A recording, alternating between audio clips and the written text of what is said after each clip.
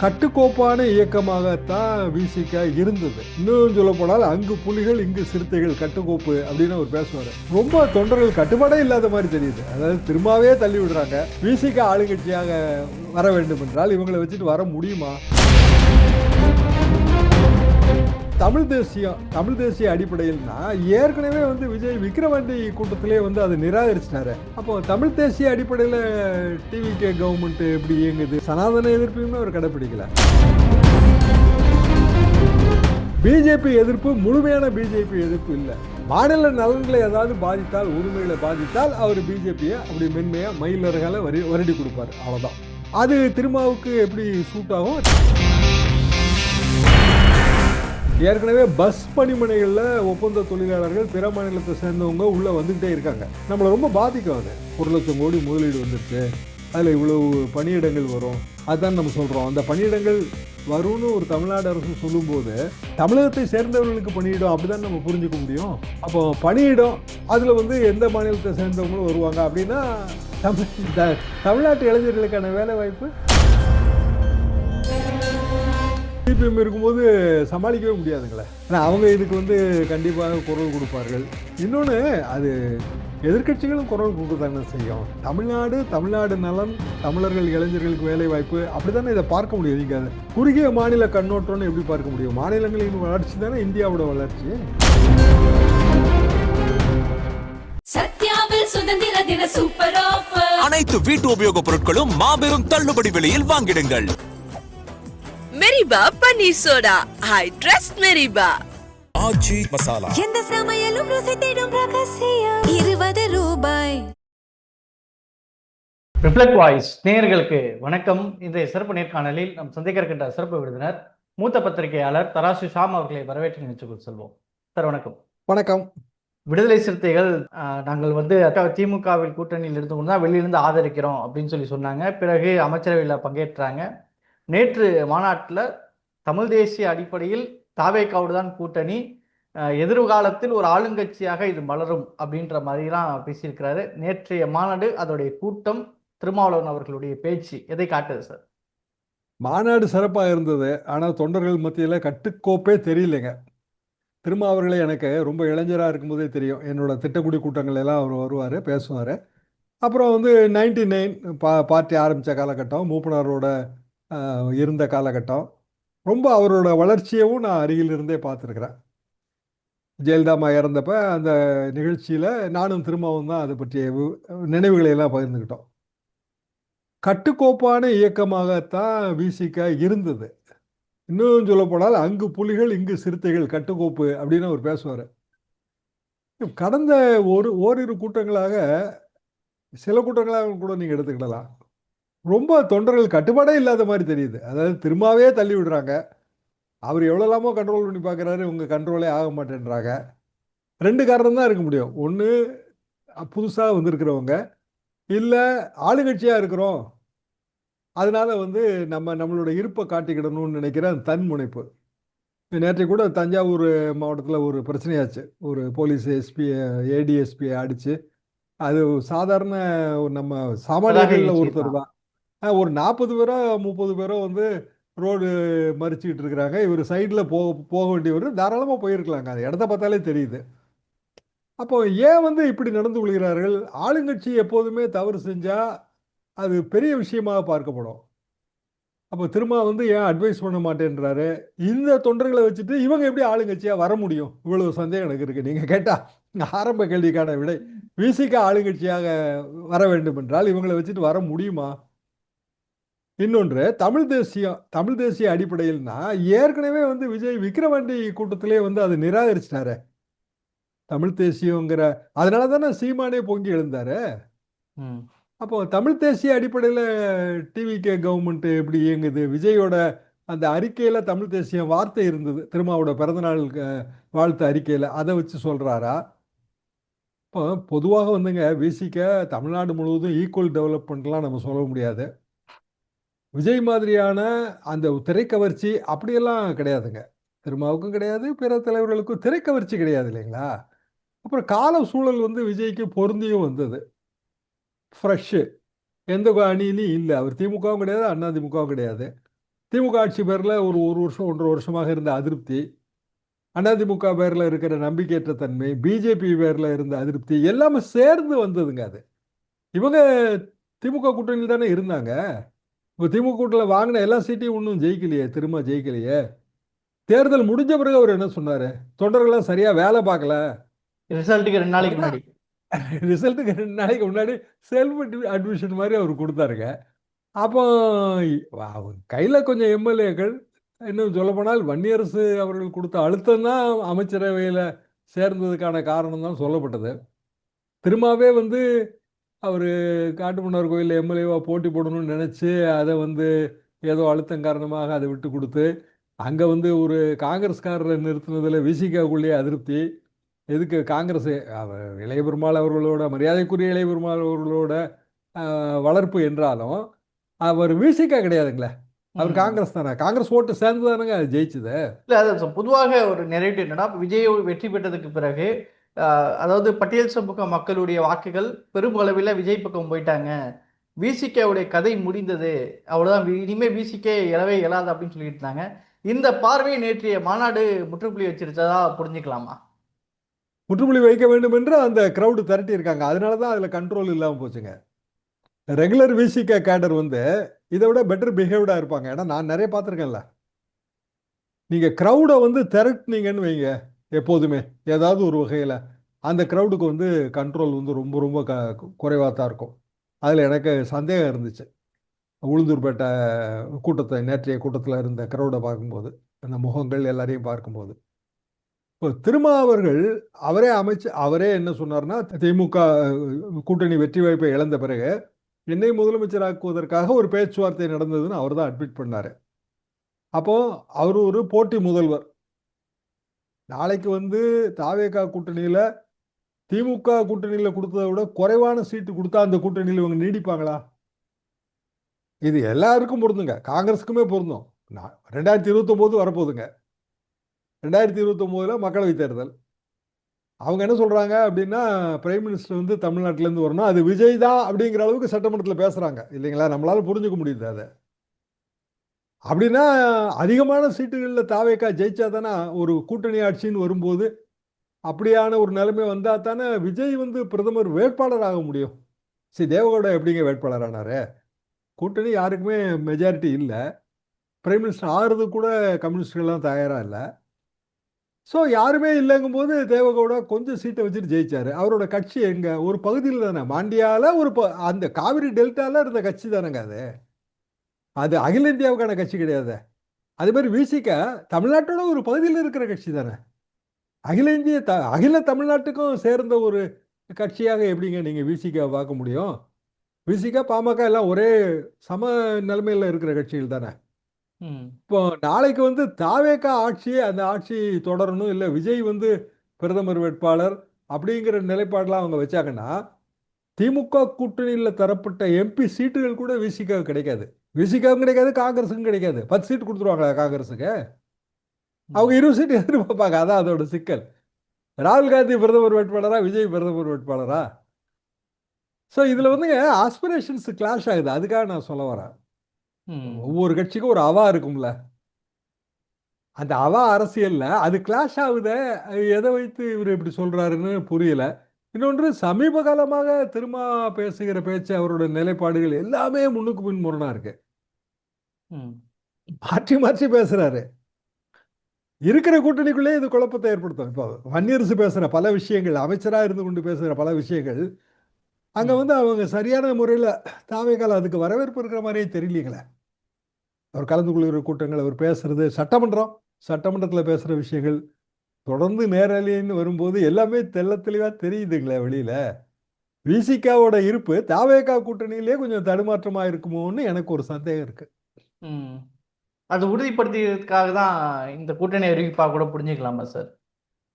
அப்படிதான் புரிஞ்சுக்கிடணும். என்னன்னா, திமுக கூட்டணியை விட்டு நான் வந்துட்டேன், எனக்கு திமுக கூட்டணிக்கு எந்த சம்மந்தமும் இனிமேல் கிடையாது, எப்போதும் நான் திமுக கூட்டணி திரும்ப போகிறதில்ல, இனிமேல் தாவேகா கூட்டணி தான், அதை டிக்ளேர் பண்ணிட்டாரு.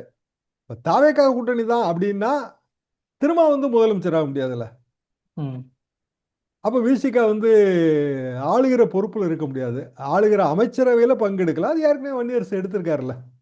ம் அது கொஞ்சம் திரும்ப ஆஃப் லேட்டாக அவர் பேசுறதுல கொஞ்சம் முரண்பாடுகள் இருக்குங்க. முன்னாடி இப்படி பேச மாட்டார். அவர் ரொம்ப தெளிவாக இருக்கும் அவரோட அரசியல் பார்வை. ம் இப்போ ஆஃப் லேட் அது தெரியுது. ம் இப்ப நீண்ட காலமா திருமாவளவன் அவர்களுடைய அரசியல் என்னன்னா சனாதன எதிர்ப்பு, பிஜேபி எதிர்ப்பு, இதை முன்னிலைப்படுத்த விசிகோட அரசியலாகவே இருக்கும். இப்போ தாவேகா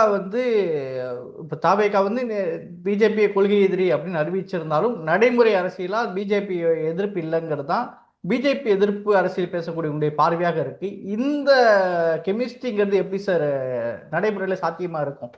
சாத்தியப்படாதில்லைங்க. விசிகாவோட இன்னொரு எம்பி ரவிக்குமார்ல, அதை சேர்த்து நம்ம பார்க்கணும்ல. அவரோட கொள்கைகள் என்ன? திருமாவுக்கு இணையான ஒரு தலைவர் அவர். விசிகால அவர் இணையான தலைவருங்க.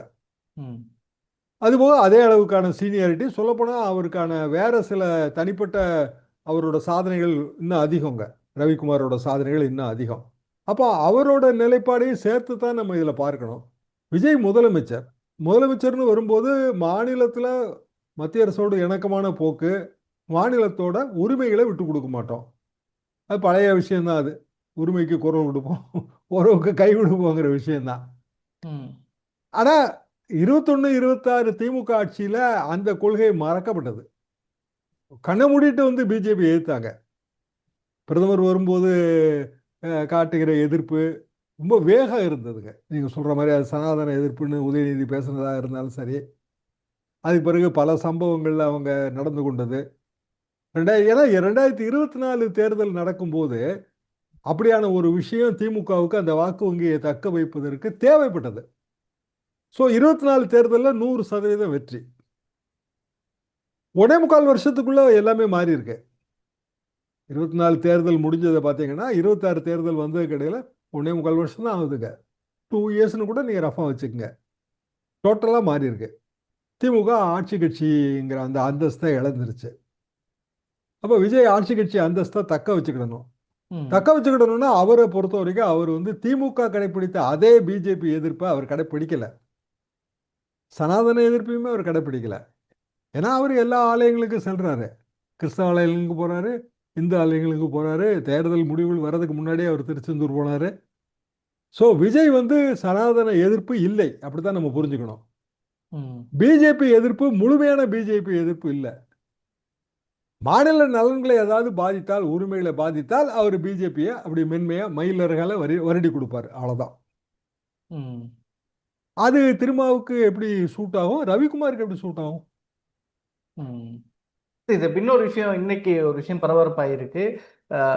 ஏற்கனவே போக்குவரத்து தொழிற்சங்கத்துல ஒரு நிரந்தர பணி வேணும், பணி நியமனங்கள் செய்யணும்னு சொல்லி நீண்ட காலமா தொழிற்சங்கங்கள்லாம் போராடிட்டு இருக்காங்க. இப்போ இந்த நிலையில இன்றைக்கு தாவேக அரசுல ஒரு 1800 சச்சமான நடத்துனர்கள் வந்து ஊபி உத்தரப்பிரதேச ஒரு தனியார் நிறுவனத்தோட ஒப்பந்தம் போட்டிருக்காங்க. அரசுடைய போக்குவரத்து கழகத்துல ஒரு வட மாநிலத்தவர்கள் இடமா அப்படிங்கிற ஒரு சர்ச்சை ஆயிருக்கு. எப்படி சார் பாக்குறீங்க? பெரிய சர்ச்சையா தெரியுது. என்ன காரணம்னா, அரசு போக்குவரத்து துறையில ஒப்பந்த பணியாளர்கள் போடுறதையே நம்ம எதிர்க்கிறோம். அது நிரந்தர பணியாளர்கள் தாங்க இருக்கணும். டிரைவர்களாக இருந்தாலும் சரி, கண்டக்டராக இருந்தாலும் சரி, நிரந்தர பணியாளர்கள் தான் இருக்கணும். ஏற்கனவே பஸ் பணிமனைகளில் ஒப்பந்த தொழிலாளர்கள் பிற மாநிலத்தை சேர்ந்தவங்க உள்ள வந்துகிட்டே இருக்காங்க. நம்மளை ரொம்ப பாதிக்கும் அது. அதுபோக போக்குவரத்து கழக நஷ்டத்தை வந்து தமிழ்நாடு அரசு ஏற்றுக்குது. ஏன்னா நம்ம நிறைய ஸ்கீம்ஸ் வச்சுருக்கோம். இப்போ விஜயோட ஸ்கீம்லேயே வந்து எல்லாருக்கும் ஃப்ரீ டிராவல், எங்கே ஏறி எங்கே இறங்கினாலும் தான் சொன்னார் அவர். ஆட்சிக்கு வந்து அடுத்த நிமிடமே அவர் சொன்னார்.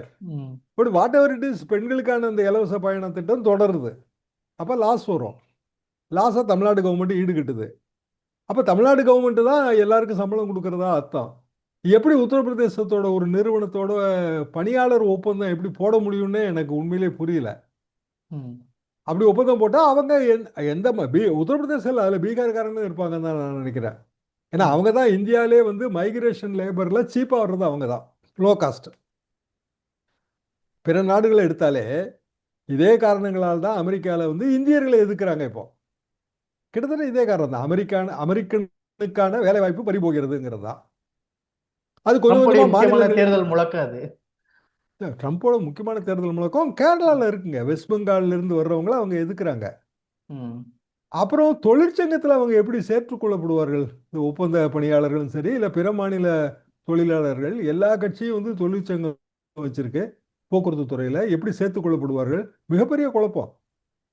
அது தாவேக்கா அரசு அவங்க பழைய ஒப்பந்தத்தை அப்படியே வந்து கொண்டு போறாங்களா? திமுக ஆட்சியிலே இந்த ஒப்பந்தம் போடப்பட்டதா, இல்லை இவங்க வந்த பிறகு புதுசா போட்டிருக்காங்களா? அதுக்கான தெளிவு இன்னமும் இல்லைன்னு தான் நான் நினைக்கிறேன்.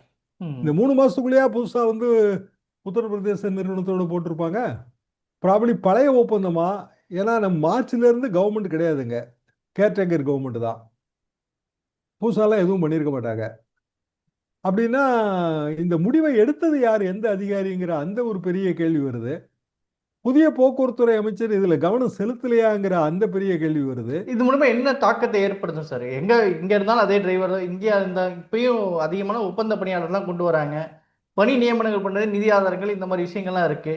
நமக்கு தேவை ஒரு ஆள் வேணும், அதனால அங்கேருந்து போடுறாங்க. அப்படி இது மூலம் என்ன தாக்கத்தை ஏற்படுத்திடும் சார்? இதனால என்ன விளைவை ஏற்படுத்திட போகுது? சில அரசு நிறுவனங்கள் வந்து லோக்கல் வேலை வாய்ப்பு கொடுக்கணும்லங்க, அது அரசோட கட்டாயம் இல்லையா? இப்போ நம்ம என்ன சொல்றோம், வெற்றி மாநாடு 1,00,000 கோடி முதலீடு வந்துருச்சு, அதில் இவ்வளவு பணியிடங்கள் வரும், அதுதான் நம்ம சொல்றோம். அந்த பணியிடங்கள் வரும்னு ஒரு தமிழ்நாடு அரசு சொல்லும்போது தமிழகத்தை சேர்ந்தவர்களுக்கு பணியிடம் அப்படிதான் நம்ம புரிஞ்சுக்க முடியும். அப்போ பணியிடம் அதுல வந்து எந்த மாநிலத்தை சேர்ந்தவங்களும் வருவாங்க அப்படின்னா தமிழ்நாட்டு இளைஞர்களுக்கான வேலை வாய்ப்பு 1,00,000 கோடி வந்துருச்சுங்க. அதன் மூலமாக வந்து இவ்வளவு பணியிடம் வந்துருச்சு. அந்த பணியிடத்துல யாரை வேணாலும் போட்டுக்கலாம், இந்தியாவிலிருந்து யாரை வேணாலும் போட்டுக்கலாம். அப்படின்னா அது 1,00,000 கோடி தமிழ்நாட்டுக்கு வந்துன்னு சொல்லி மாறு தட்டிக்கிறதுல அர்த்தமே இல்லையே. சரி, அது முதல்ல மெமரண்டம் ஆஃப் அண்டர்ஸ்டாண்டிங் தாங்க. என்ன அவன் ப்ராமிஸ் தான் பண்ணியிருக்காங்க, நாங்கள் 5,000 கோடி முதலீடு பண்ணுவோம், 500 கோடி முதலீடு பண்ணுவோம்னு. பண்ணுவாங்களான்னு நமக்கு தெரியாது. அப்படி பண்ணுவதாக வைத்து கொண்டால், அப்போ தனியார் தொழிலுக்கே நம்ம அப்படி பார்க்கும்போது அரசு போக்குவரத்து கழகத்தை ரொம்ப கேர்ஃபுல்லாக பார்க்கணும். அதில் நீங்கள் வட மாநிலத்தவரை வேலைக்கு வைக்கிறதுன்னா ஊர்கள்ல எல்லாம் பயங்கர ப்ராப்ளம் வருங்க. லாங்குவேஜே பெரிய இஷ்யூவாக மாறிடும் கிராமங்களில். சிக்கலுங்க அது. ஏற்கனவே பல இடங்கள்லையுமே எந்த தொழில் போனா இந்துக்காரங்க இருக்கிறாங்க அப்படின்னு ஒரு பார்வை இருக்கு. அரசு விவசாயம் முழுக்கங்க, விவசாயம் முழுக்க வந்தாச்சு. இப்போ எங்கள் ஊர்களில் எடுத்தீங்கன்னா தென்னந்தோப்புக்கு நடுவில் ஆளை குடி வைப்போம். ஆனால் அந்த மட்டை பொறுக்கிறது, நெத்து கீழே விழுகிறத பொறுக்கிறது, இதுக்கு அங்கேயே வந்து அவங்க குடிசை போட்டு தங்கிக்கலாம், சாப்பாடு போக்குவரத்து கொடுத்துட்டு சம்பளமும் கொடுத்துருவோம். 3 ஏக்கர் 2 ஏக்கர் 5 ஏக்கர் என்ன மாதிரியான தென்னந்தோப்பு இருந்தாலும் அது அவங்கள தான் குடி வைப்போம். இப்போ வந்து அந்த வேலைக்கு யாரும் வர்றது கிடையாது. டோட்டலாகவே வந்து காவிரி கரையோரம் இருக்கிற பீகார் மாநிலத்தை சேர்ந்தவர்கள் குடும்பங்களை நீங்கள் கணக்கில் எடுத்தாலே பயங்கரமாக இருக்கு. ஆற்றுல நல்லா தண்ணி வரும்போது மீன் பிடிச்சிட்டு இருக்கும்போது பார்த்தா முக்காசி பேர் அவங்க தான் உட்காந்து மீன் பிடிச்சிட்டு இருக்காங்க. இப்போ நிறைய வீடு சொத்து வரி உயர்வுலேருந்து பல விஷயங்களை எதிர்ப்பு வந்த அப்புறம் தாவேக அரசு பின்வாங்கி இருக்கிறத பார்க்குறோம். இப்போ இந்த விஷயத்தில் வரக்கூடிய எதிர்ப்புகளை தாவேக அரசு சமாளிக்குமா, இல்லை அதுக்கான விளக்கங்கள் கொடுப்பாங்கன்னு பார்க்குறதா, இல்லை பின்வாங்குவதற்கு வாய்ப்பு இருக்குன்னு நினைக்கிறீங்களா சார்? சிபிஐ சிபிஎம் இருக்கும்போது சமாளிக்கவே முடியாதுங்களே. அவங்க அந்த இடத்துல தெளிவாக வந்து அமைச்சரவைக்குள்ளே போகிறது இல்லைங்கிற முடிவில் உறுதியாக இருக்க மாதிரி தான் தெரியுது. ஆனால் அவங்க இதுக்கு வந்து கண்டிப்பாக குரல் கொடுப்பார்கள். இன்னொன்று, அது எதிர்கட்சிகளும் குரல் கொடுக்கத்தானே செய்யும். தமிழ்நாடு நலன், தமிழர்கள் இளைஞர்களுக்கு வேலை வாய்ப்பு, அப்படி தானே இதை பார்க்க முடியும். நீங்கள் அதை குறுகிய மாநில கண்ணோட்டம்னு எப்படி பார்க்க முடியும்? மாநிலங்களின் வளர்ச்சி தானே இந்தியாவோட வளர்ச்சி. சிக்கல் தாங்க. இவங்களுக்கு கொஞ்சம் அனுபவ குறைவு, அது தெரியுதுங்க. ஆனால் சில விஷயங்கள் 100 நாளில் சில ஸ்டெப்ஸு பாசிட்டிவாக எடுத்து வச்சுருக்காங்க, அதை நம்ம குறை சொல்ல முடியாது. இப்போ ஊழல் ஒழிப்பு முழு சாத்தியமா அது தெரியல, போக போக தான் நமக்கு தெரியும். ஆனால் கீழ்மட்டங்களில் ஒரு ஃபியர் இருக்கு, லஞ்சம் வாங்கிறதுக்கு. எங்கேயா சுற்றி ஒழிச்சு பக்கத்து கடையில் ஜிபே மூலமாக கூட வாங்குவாங்களா, இருக்குங்க. ஆனால் ஃபியர் இருக்கு, அந்த ஃபியரை ஏற்படுத்தியிருக்காங்க, அது உண்மை. அதை நம்ம வந்து மறுக்க முடியாது. டிரான்ஸ்ஃபர்ஸில் ஓரளவுக்கு வெளிப்படைத்தன்மை நான் நிறைய இடத்துல கேள்விப்படுறேன். அதை இப்போ அது நல்ல விஷயங்க. செங்கோட்டையன் கல்வித்துறை அமைச்சராக இருக்கும்போது அதிமுக காலத்தில் டிரான்ஸ்ஃபர்ஸ் வந்து நல்லா கரெக்டாக நடந்ததுன்னு ஆசிரியர்கள் எப்போவுமே சொல்லுவாங்க. ஏன்னா அது வந்து ரொம்ப எளிதாக எக்ஸ்போஸ் ஆகும். கல்வித்துறையில் இங்கே டிரான்ஸ்ஃபர்ஸ் போடும்போது, பணம் வாங்கிட்டு டிரான்ஸ்ஃபர் போடும்போது தெளிவாக அது எக்ஸ்போஸ் ஆகும். அதில் கெட்ட பேர் ரொம்ப ஏற்படும். அதெல்லாம் இவங்க சரி பண்ணாங்கன்னா கீழ்மட்டத்தில் நல்ல பேர் கண்டிப்பாக வந்துடும் அரசுக்கு. மேல் மட்டத்தில் நடக்கிற ஊழல் இருக்கு இல்லைங்களா, அதை பற்றி ஜனங்களுக்கு வந்து நேரடியான அனுபவம் கிடையாது, அவங்களுக்கு அது பெருசாக தெரியாதுங்க. கீழ்மட்டத்தில் இருக்கிற ஊழல், விஏஓ ஆஃபீஸு, போலீஸ் ஸ்டேஷன், இங்கே காசு கேட்கறது, இது வந்து கீழ்மட்டத்தில் இருக்க ஜனங்களை வெறுப்பேற்றும். ம். அதை ஒழிச்சாங்கன்னா கவர்மெண்ட்டுக்கு நல்ல பேர் கிடைக்கும் எப்போதுமே. தாவேக அரசு அதில் பாசிட்டிவ் ஸ்டெப் வைக்குது, ஒன்றும் மாற்றுக்கிறதுலாம் எனக்கு இல்லை. ம். ஆனால் சில விஷயங்கள் வந்து பழைய மாதிரியே ஓடுது வண்டி. ம். சரிங்க சார். பல்வேறு விஷயங்களை பயன்படுத்திங்க சார். கருத்துக்கு நேரத்துக்கு மிக்க நன்றி. சத்யாவில் சுதந்திர தின சூப்பர் ஆஃபர். அனைத்து வீட்டு உபயோகப் பொருட்களும் மாபெரும் தள்ளுபடி விலையில் வாங்கிடுங்கள். Meriba panneer soda. I trust Meriba. Aachi masala. எந்த சமையலும் ருசி தேடும் ரகசியம் 20 ரூபாய்.